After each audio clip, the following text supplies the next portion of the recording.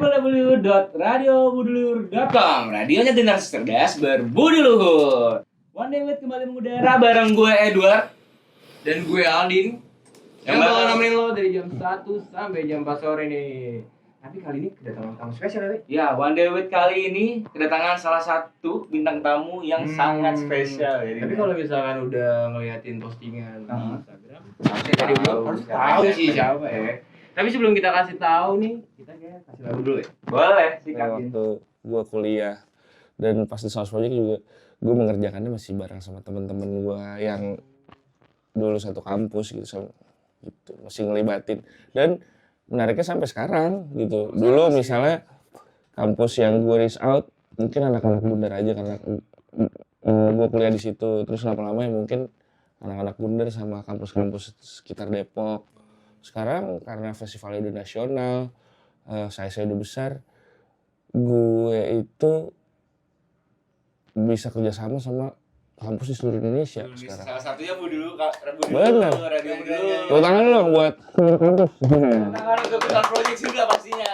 Kapan lagi dapat akses gratis sama festival, Bray? Iya bener, jadi bahkan di Source Project tuh di kampus and community lounge gitu. Terus sebenarnya kan dari gue pribadi dulu gue punya komunitas yang ada tempat buat mau ngumpul gitu di kampus. Akhirnya komunitas gue kan kayak gitu, akhirnya di festival gue sendiri yang gue develop, gue bisa bikin lounge buat anak-anak kampus pada ngumpul gitu. Bahkan 2 tahun 3 tahun belakangan ini sampai kampus Malaysia sampai kampus Singapura kita kerja sama, bukan Indonesia doang. Internasional juga. Iya.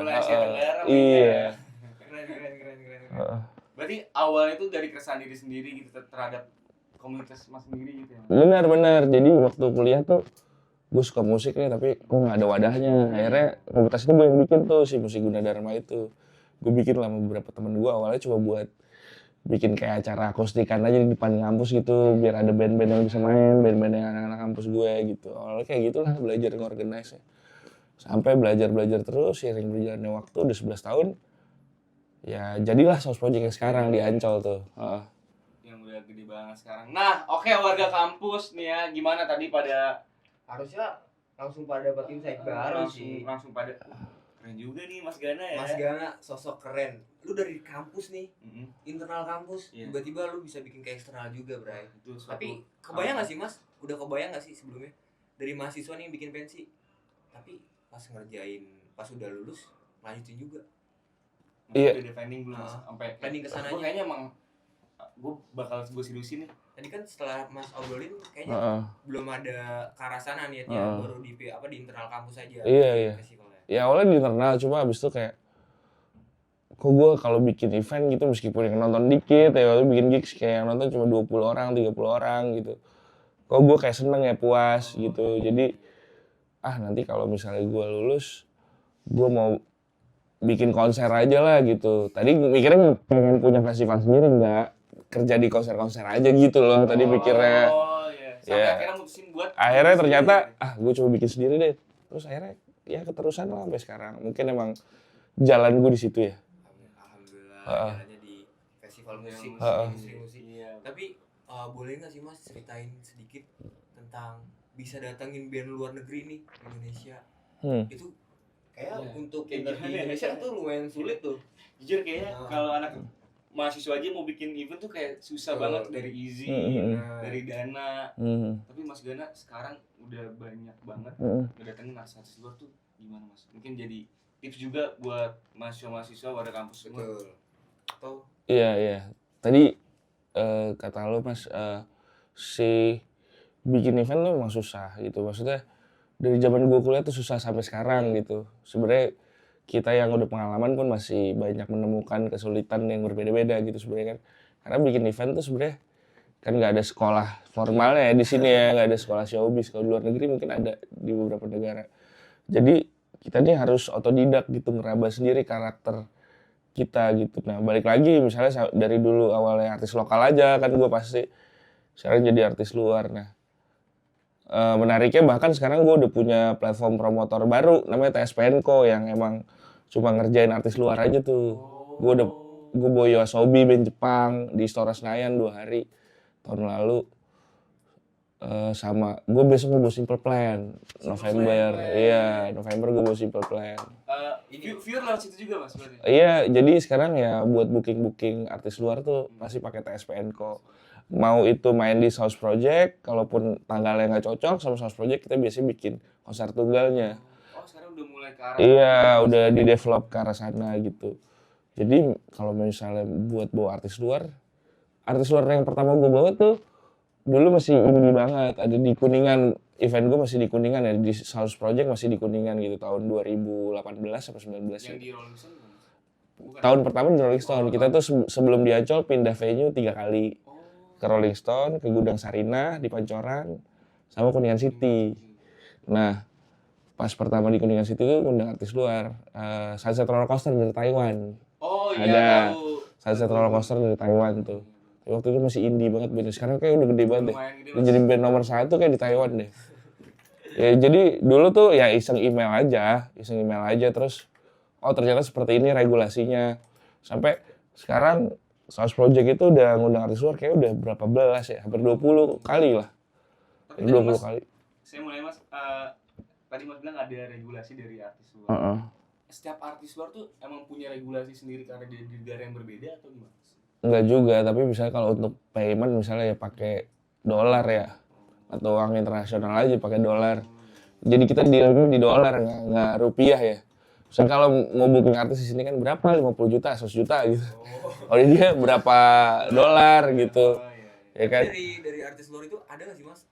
Riders artis luar nih bikin kayak ini bukan riders lagi nih, udah berlebihan Bisa nih kayak pusing. bisa dibeliin gimana?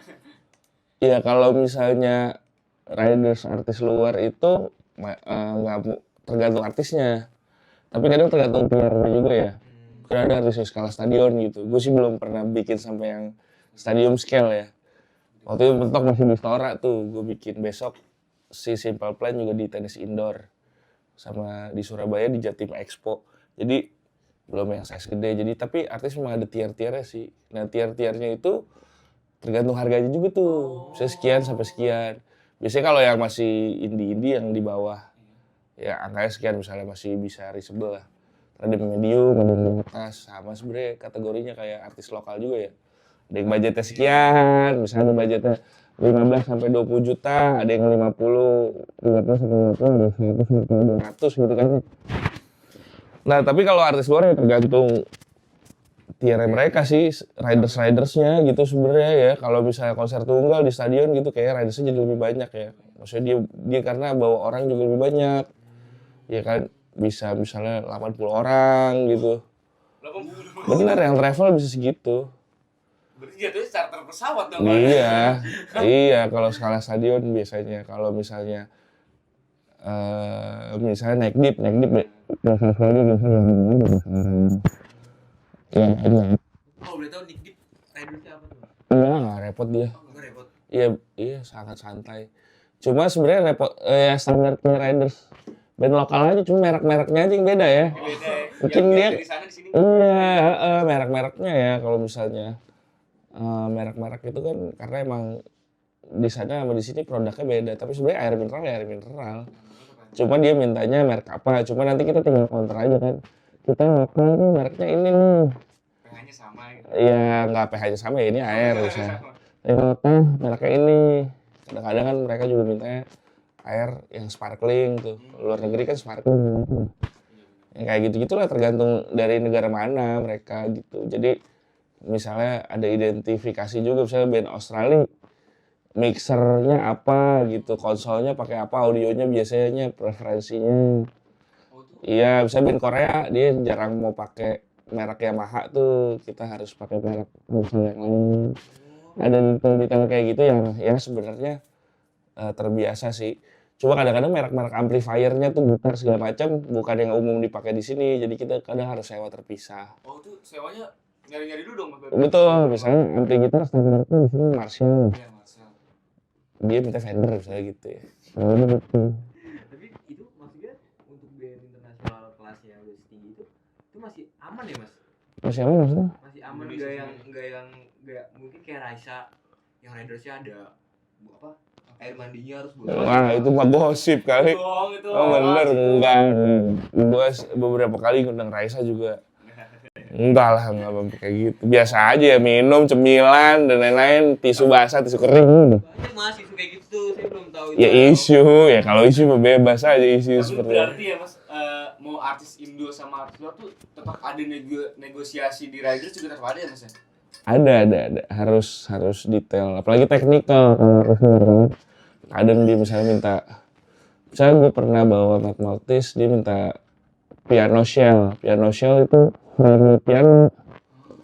Jadi dia bawa kayak keyboardnya, dia minta tatakannya yang dari kayu tuh. Nah itu nggak ada tuh mas. Nah itu lumayan susah waktu itu nyarinya. Akhirnya gue bikin custom. Gitu.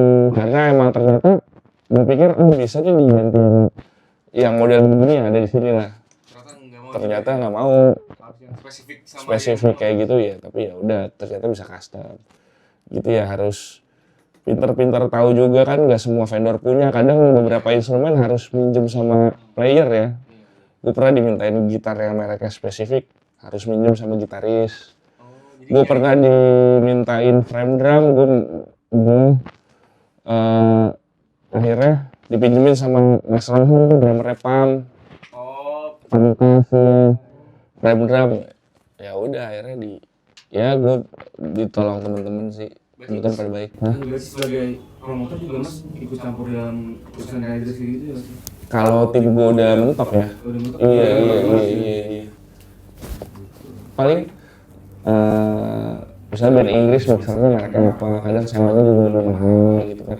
Jadi memang penting ya, bukan band ataupun apa, tapi lu membaca riders dulu lah sebelumnya. Kalau lo udah sering pilihan, kalau lo ngerti tuh mana riders yang penting, harus ditransfer, mana yang sebenarnya nggak penting-penting banget gitu. Makanya ada band-band yang suka iseng nyempilin riders nyeleneh gitu mas. Iya, itu sebenarnya biar lu membaca apa enggak. Iya. Saya mengalami Itu kalau nggak salah yang jalan dari itu, Danila juga nggak sih mas? Dia nempelin di ridersnya batu buat bata. Iya. Itu sendiri nggak batu bata. Nggak tahu deh. Selalu gue sih ya emang biar ngecek juga panitia baca apa enggak. Karena riders kan narasi gitu, tulisan yang panjang gitu ya. Jadinya mungkin panitia baca apa enggak ya. Sebenarnya ya wajib juga dibaca. Gue sebenarnya nggak baca dulu sih. Karena aku sudah tahu mas. Enggak tuh gue yang baca dulu. Ini gimana nih kan? Boleh. Kan kayak gitu. Tapi intinya riders ya.